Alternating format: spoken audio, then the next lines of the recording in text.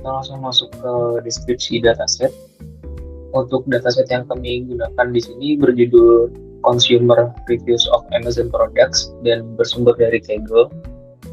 Dataset ini berisi lebih dari 34.000 ulasan konsumen terhadap berbagai produk Amazon seperti Kindle, Fire TV Stick, dan juga Echo.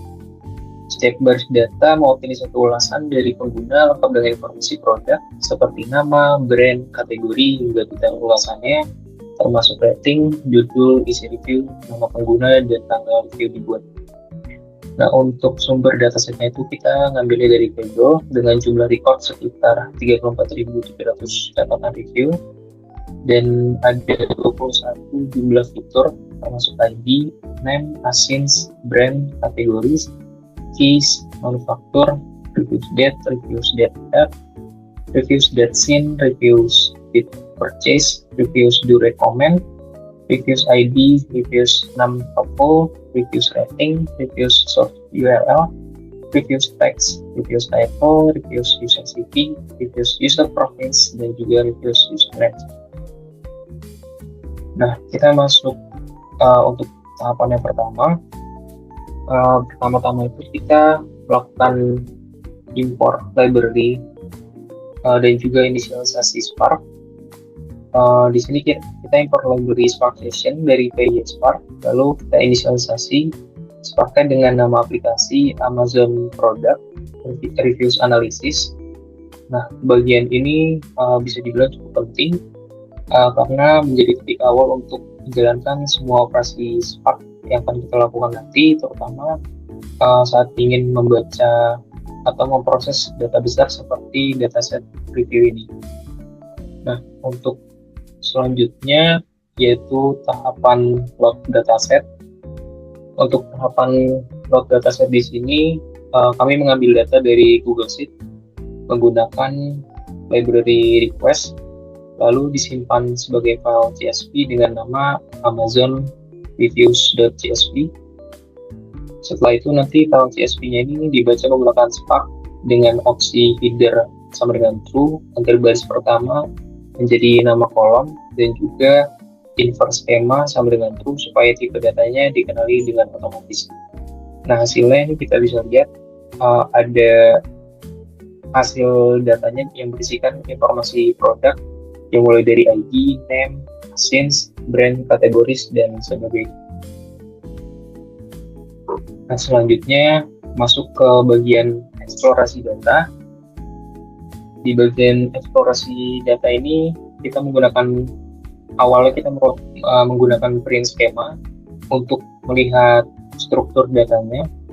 Nah, di sini hasilnya menunjukkan bahwa dataset ini terdiri dari beberapa kolom dengan tipe data string seperti ID, name, brand, dan kategoris, serta kolom ulasan seperti reviews rating, reviews text, dan juga reviews username.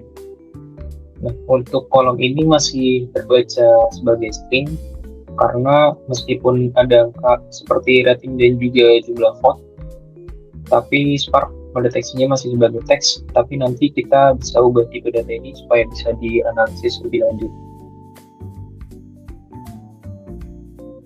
Untuk selanjutnya kita bisa cek jumlah baris dan juga jumlah kolom. Di sini ketika dihitung jumlah baris dan jumlah kolomnya, hasilnya ada sekitar 41.421 baris dan juga 21 kolom. Untuk proses selanjutnya, di sini kami mengecek jumlah data yang hilang atau missing values di setiap kolom. Di sini ada beberapa kolom seperti reviews date purchase, reviews rating, dan reviews text ternyata memiliki cukup banyak nilai kosong di sana. Dan informasi ini bisa dibilang cukup penting juga karena untuk tahap pre-processing nanti, karena akan menentukan juga apakah kolom tersebut bisa digunakan langsung atau perlu dibersihkan atau bahkan dihapus. Selanjutnya kita bisa cek duplikasi juga. Dari hasil cek duplikasi ini teridentifikasi bahwa duplikasinya itu berjumlah 6.974 baris. seperti itu. Untuk tahap selanjutnya yaitu data cleaning. Nah, tadi kan kita udah cek duplikasinya tuh ada sebanyak 6.974 baris. Nah, selanjutnya kita perlu dibersihkan duplikasinya dengan dihilangkan. Nah, jadi memakai drop duplicate. Setelah itu kita cek dengan jumlah barisnya dikurangi baris yang dihilangkan itu. Nah, ini udah bersih, jadi 0 baris. Kemudian selanjutnya tuh tadi kan kita cek skema juga, cek tipe data kolomnya. Nah, itu tuh data-datanya masih dibaca string semua. Jadi untuk review rating, review non-helpful, sama review di purecast perlu kita ubah karena nantinya akan kita analisis. Nah, ini review ratingsnya kita ubah menjadi integer, kemudian review non-helpfulnya kita ubah jadi integer, kemudian review di purecast-nya kita ubah jadi boolean. Nah, kita cek di skemanya. Di bagian sini sudah berubah boolean, integer juga sudah. Kemudian kita lanjut ke tahap selanjutnya yaitu dari kolom-kolom yang tadi itu ada yang lebih dari 50%-nya tuh memiliki NaN atau data yang kosong. Jadi kita perlu hapus kolom tersebut. Nah, ini kita cek. Awalnya kita cek dulu kalau misalkan ada kolom yang mempunyai NaN sebanyak 50, lebih dari 50%. Setelah itu kita hapus. Nah, kita cek juga kolom mana yang review di purecast, review ID, review user city, dan review user provinsi. Nah, ini kita cek di skemanya ini udah nggak ada untuk kolom-kolom tersebut. Kemudian lanjut lagi, itu kita perlu filter untuk baris review text dan review ratings. Jadi karena dua-duanya ini perlu kita olah, jadi di dua kolom tersebut itu harus terisi, dua-duanya harus terisi. Kalau ada salah satu yang kosong, itu akan otomatis di drop karena dari dua kolom ini saling mempengaruhi untuk dianalisis berikutnya. Kemudian di review to recommended, bagian yang nilai kosong kita ubah menjadi nilai unknown. Kemudian kita cek untuk name, review rating, review text, dan review to recommend. Kemudian tahap selanjutnya yaitu transformasi dan enrichment. Nah, pertama itu kita ubah agar mempunyai nilai-nilai rating yang valid yaitu sekitaran 1-5. Karena kan kalau review produk itu emang biasanya dari range 1 sampai 5. Jadi untuk kalau misalkan reviewnya tuh 0, misalkan di luar 1,5 itu akan terhapus. Kemudian lanjut lagi yaitu kategori rating. Jadi kalau misalkan ratingnya tuh di bawah 2 atau sama dengan 2, kita kategorikan sebagai buruk. Kalau misalkan sama dengan 3, kita kategorikan dengan sedang. Kalau misalkan lebih besar atau sama dengan 4, kita kategorikan sebagai bagus. Kemudian kita cek juga panjang teks review. Kita hitung menggunakan width column dan length ini. Kemudian kita menambahkan kolom sentimen untuk melihat apakah sentimen ratingnya tuh ini positif kah, negatif kah, atau netral. Kemudian kita juga membuat kolom baru yaitu recommend cleaned yang berisi kalau misalkan review do recommended-nya true, kita ubah menjadi yes. Kalau misalkan false, kita ubah menjadi no. Dan selain itu kita ubah menjadi unknown. Nah, ini hasil dari pengubahan recommended clean. Kemudian kita menambahkan kolom juga yaitu helpfulness kategori. Dengan kalau misalkan review 6 helpfulnya itu sama dengan 0 itu tidak membantu. Kalau misalkan sama dengan atau lebih kecil dari 3 itu kurang membantu. Kalau misalkan sama dengan atau lebih dari 10 itu cukup membantu. Dan selainnya itu sangat membantu. Jadi ini tuh lebih seperti reviewnya tuh di like atau enggaknya. Nah, ini kita cek menggunakan TF Show untuk melihat data hasil dari data cleaning dan transformasi.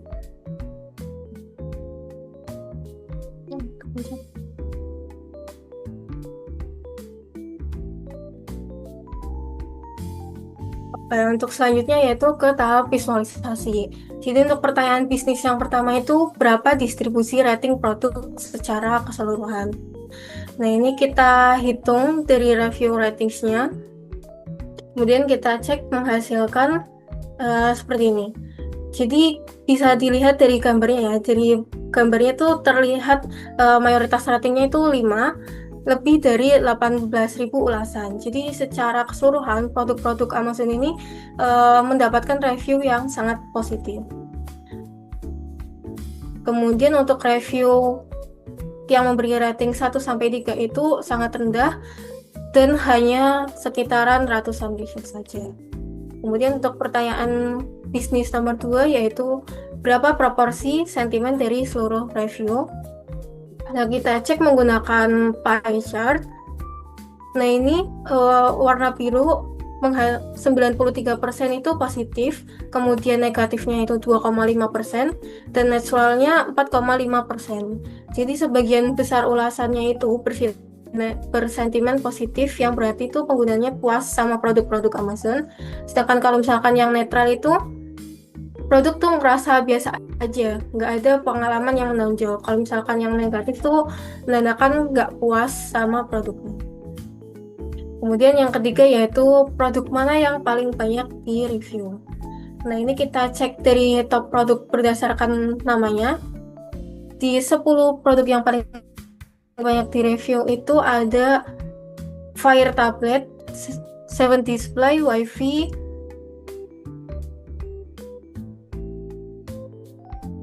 dengan warna magenta. Sedangkan sisanya ada Amazon Kindle dan All New Fire HD Tablet. Oke, saya lanjut untuk pertanyaan nomor 4, yaitu bagaimana panjang review berkorelasi dengan rating. Nah, untuk hasil dari grafiknya kurang lebih seperti ini. Nah, untuk rating 5 ini memiliki author yang cukup tinggi, yaitu di atas 10.000. Nah, ini bisa jadi review detail dan sangat positif. Hal ini umum karena banyak orang yang puas biasanya mengungkapkan pengalaman mereka secara lengkap dan panjang.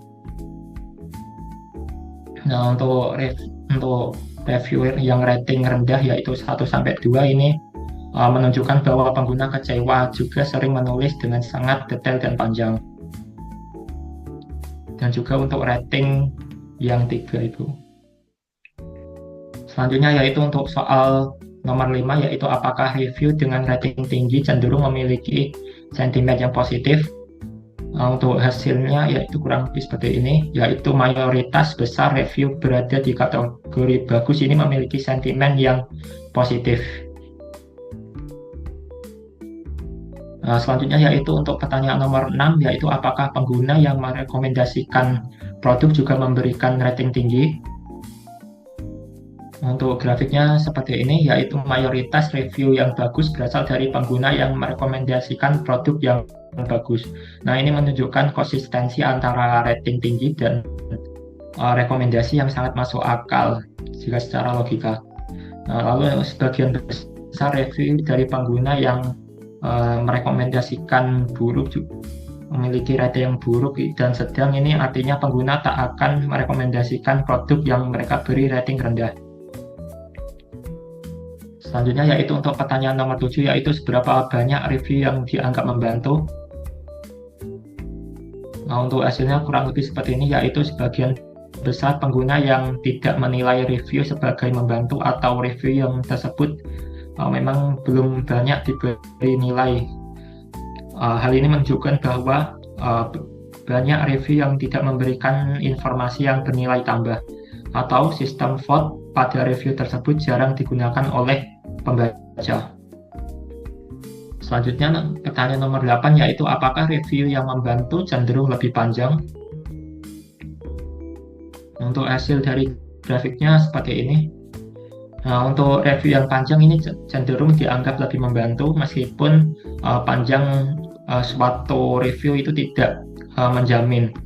Pengguna kemungkinan menganggap review yang bernilai lebih deskriptif atau lebih detail atau lebih panjang ini biasanya membutuhkan lebih banyak kata untuk dituliskan.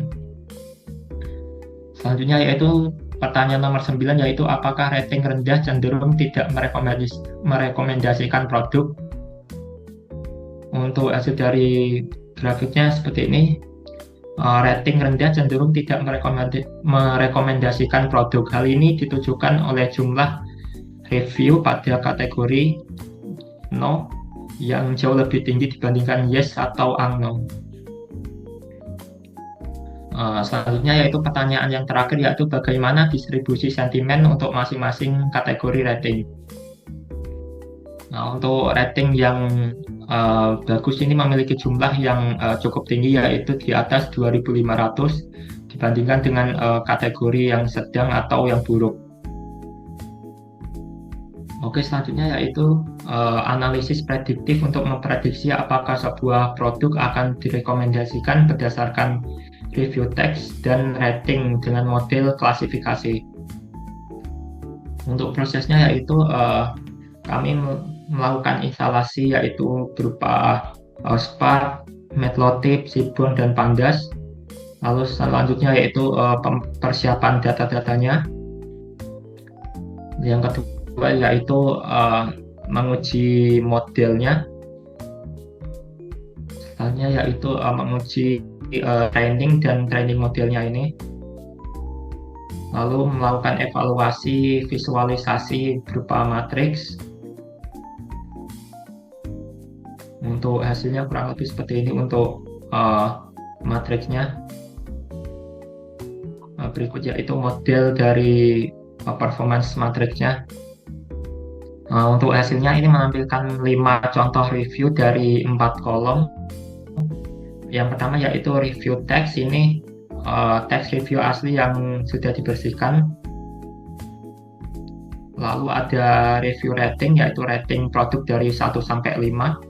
Lalu recommend, ini label aktual, apakah merekomendasikan produk tersebut atau tidak. Yang keempat yaitu prediksi, yaitu hasil dari prediksi model ini. Contohnya yaitu untuk interpretasi nilai, yaitu pada yang pertama, ini reviewnya ini sangat negatif karena mengandung kalimat waste of money ya, dengan rating rendah yaitu 2, dan modelnya ini sudah memprediksi bahwa ini review yang buruk. Selanjutnya yaitu analisis prediktif dengan clustering untuk Amazon produk review. Untuk hasilnya kurang lebih seperti ini. Untuk visualisasi dari grafiknya, lalu distribusi dari review per cluster, ini terdiri dari cluster 0, cluster 1, cluster 2.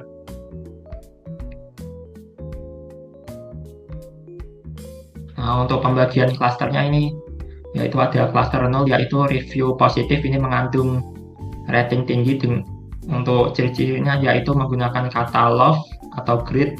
Lalu untuk cluster 1 yaitu mengandung rating medium dengan mengandung kata okay atau of better.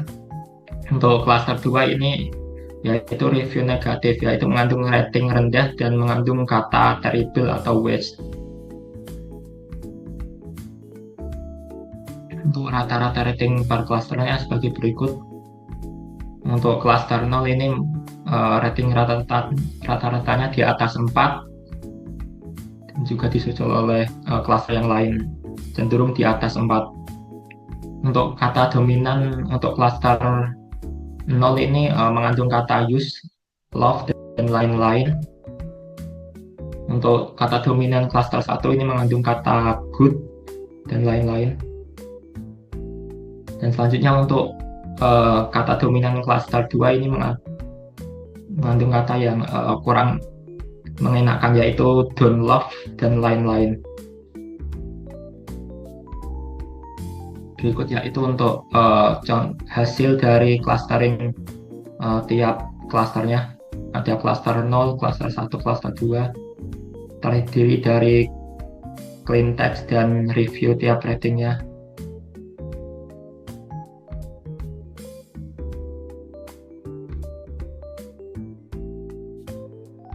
Oke, itu saja yang dapat kami sampaikan. Kurang lebihnya mohon maaf. Wassalamualaikum warahmatullahi wabarakatuh.